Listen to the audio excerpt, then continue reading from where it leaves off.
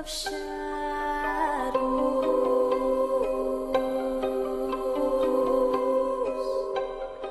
Hi my angels, it's Hailey Reese and welcome back to my YouTube channel. I am so excited that you guys are here and I hope that you are having an absolutely fantastic morning, afternoon, or night, whatever it is for you when this video finally reaches you.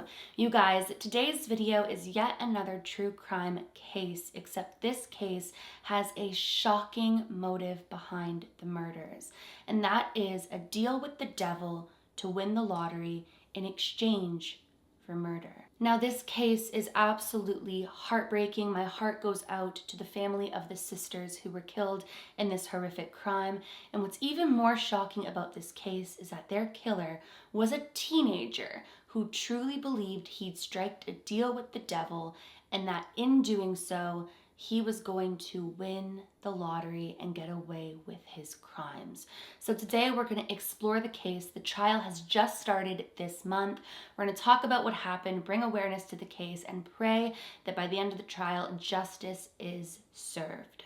Before we get into today's video though, I would just very quickly like to thank today's video sponsor, Pinecone. Pinecone is a super easy way to earn cash and gift cards. With Pinecone, you take online surveys to earn points and earn cash rewards. And there are even some opportunities to test and review products. Pinecone is invite only and has a guaranteed payout amount per survey, higher than most companies. And what I love most about Pinecone is how simple it is to integrate into your daily life. You could be taking surveys while laying in bed, taking surveys while waiting to pick the kids up from school, taking surveys on your lunch break, anytime, any place, you can be earning with Pinecone.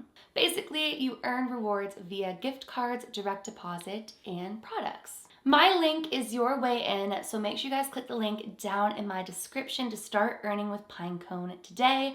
And thank you so much to Pinecone for sponsoring today's video. But without further ado, let's get into today's shocking case that ended in complete tragedy that all began with a supposed deal with the devil.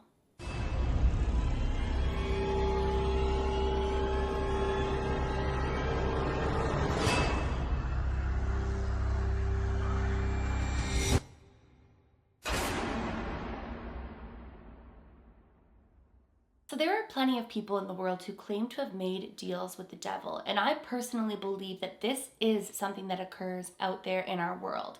Sometimes people make deals with the devil for fame, sometimes for fortune, sometimes for more time. I mean, realistically, the possibilities are endless.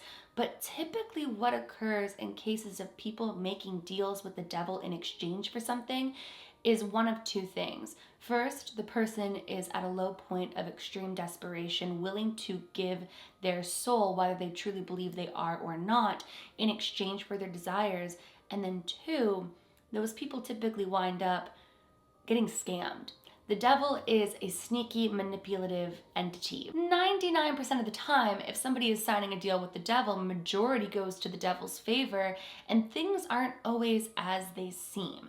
However, not everybody who thinks they can go up and draft up a contract with Satan is going to wind up successful in that.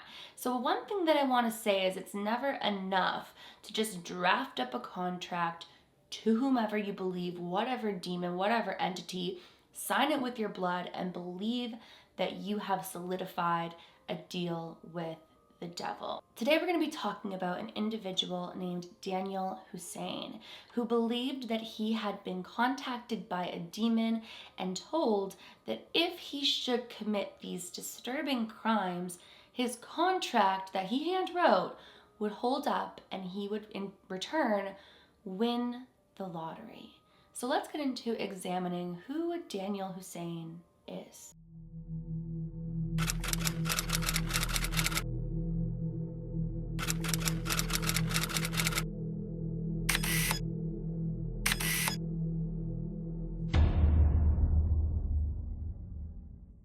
Now at this point, Daniel Hussein was an 18-year-old with a strong desire for wealth.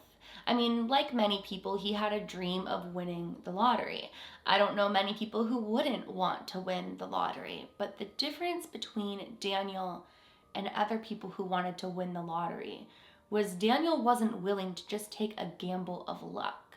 Daniel wanted to solidify his winnings, and in turn, he turned to Satan. It was at this point that Daniel claimed that he had been visited by a demon.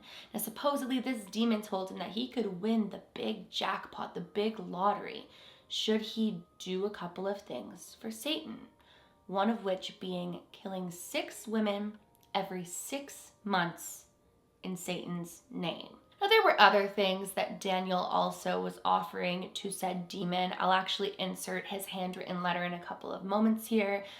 But on top of this, he wanted to be able to win the lottery and also have the police never ever find out about his crimes. And on top of that, never discover that he was at fault for the crimes. Now, obviously, this sounds absolutely insane. And I think if most people would have found this piece of paper, they probably would have thought that this was just some sort of sick thought, not something that he would actually follow through on. But unfortunately, that wouldn't be the case. So as I mentioned, a handwritten contract was drafted up. Daniel used his blood to sign the contract and then believed that it had been done. It was completed and proceeded on with his plan. Daniel was caught on a security camera 48 hours before the horrific crime, purchasing a set of kitchen knives. Now at this point, Daniel didn't have any specific victims in mind. It seemed as though the only real rule when it came to the victims was that they would only be women. 6 women every 6 months, more specifically. So Daniel purchased his weapons of choice along with lottery tickets because, like I said, he truly believed he was going to win the lottery, and then proceeded to wait around and find the perfect time to choose his victims. And that is when we head into the unthinkable crime.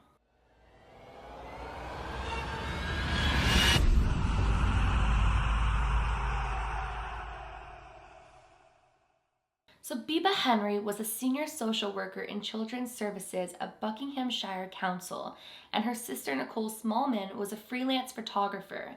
They were both well-respected women in their community at Buckinghamshire, UK. Biba Henry had just turned 46 years old, and Nicole Smallman had just turned 27 years old. The two sisters went to Friant County Park in Wembley, I hope that I'm pronouncing that right, to celebrate Biba's 46th birthday, which just makes this all the more heartbreaking to me. Now, this was on June 7th, 2020, so they headed to the park with their friends to have like a COVID-safe celebration for Biba's birthday. They had an incredible time. Everybody was having so much fun. There were plenty of pictures taken at this time, and the two sisters were just truly celebrating the gift of life, another year for Biba. Now, friends of the sisters left at around 11 p.m. and the two sisters stayed back.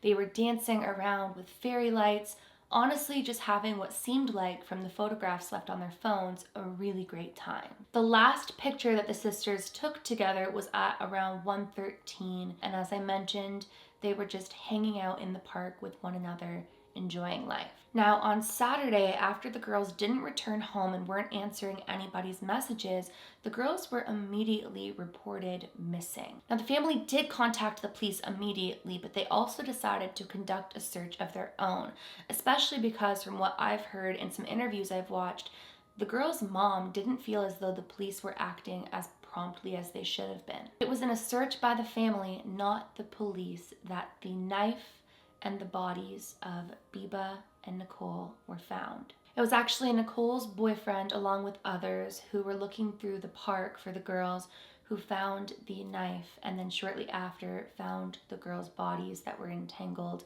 with one another, which I can't even fathom stumbling on a scene like this, especially with somebody that you love. Their bodies were intertwined and they were hidden within a hedgewood area. Biba was stabbed 8 times and her younger sister Nicole was stabbed 28 times. So this was brutal.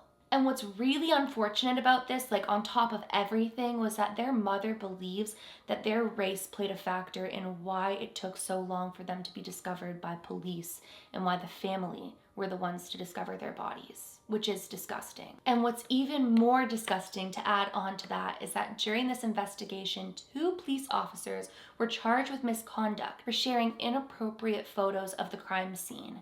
It said that these officers took selfies with the girls' bodies and shared them, which is absolutely horrific, unthinkable, and absolutely disrespectful to the family. Now, there is plenty of evidence that ties Daniel to the crime scene. It is basically a home run in knowing who committed this crime, though Daniel would proceed to deny he had anything to do with this crime. Now, it's believed that Daniel went to the park to lie in and wait for potential victims, kind of like scoping out the scene. And video footage taken near the park shows that Daniel left the park at around 4 o'clock in the morning. Daniel also went to the hospital the day after the attack with cuts on his hands, claiming that he had been mugged. Actually, in one of the reports that I read, a police officer recognized on his right hand there was like 3 sets of stitches, but he claimed it was from a separate incident in which he'd been mugged. Now, as I mentioned, Daniel had purchased knives prior to this vicious attack. The bloodstained knife that was found at the scene of the crime not only matched the knife set that he'd purchased, but it also had both his and the DNA of the girls on the knife. Now, the court was shown documents taken from Daniel's home, including his handwritten contract, which let's explore this contract for a moment that he wrote all by himself.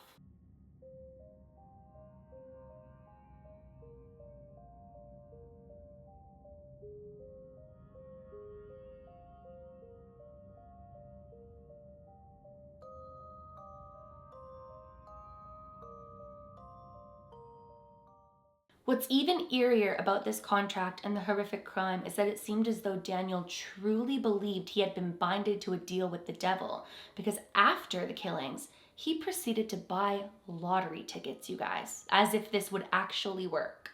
And the police actually found lottery tickets next to his letter, none of which that he purchased were winners. So not only did he not win the lottery, but the police did find out about his crimes, and on top of that, they did find out very quickly that it had been him. So his deal with the devil was out the window. And the police also found a bottle of tonic water that was dumped in the bush nearby the bodies that had Daniel's blood on it as well. But Daniel has denied the double murder and possessing of a knife, even though there is stacks of compelling evidence up against him. When he was asked about the cuts on his hands again, he stuck to the story that he had been robbed. And when he was asked how he feels about all of this, he said that he was really confused, scared.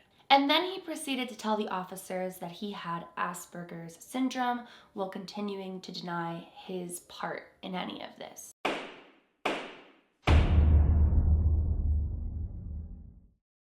The trial began on June 9th, 2021 and is scheduled to last 4 weeks, and I am hoping and praying for the sake of their family that justice is served and that this case is made an example of. You don't just get to draft up a contract, decide that you're holier than thou, and go out there and take innocent lives. My heart truly breaks for the family of Biba and Nicole, and this case just sends absolute chills through my body, because when people believe that there is a higher power involved, sometimes they feel as though they're invincible. And I don't care what anybody says, but no human being is reserved the right to take the life of another. Regardless, I wanted to come on here and share this case with you guys and ask you guys if you've heard of this case and any of your thoughts and opinions. I would love to hear them down in the comment section below. And that is it for today's video. Once again, I would like to thank Pinecone for sponsoring this video. As I mentioned, my link is your guys' way in. So make sure you guys click the link down in my description. Check out Pinecone and start earning now. If you guys are new to my channel or you are just not yet subscribed but you do enjoy my content, I would seriously love it if you would go ahead and click that subscribe button, and please give this video a big thumbs up if you did enjoy it. Remember, my loves, do all things with kindness, and until next time, I love you.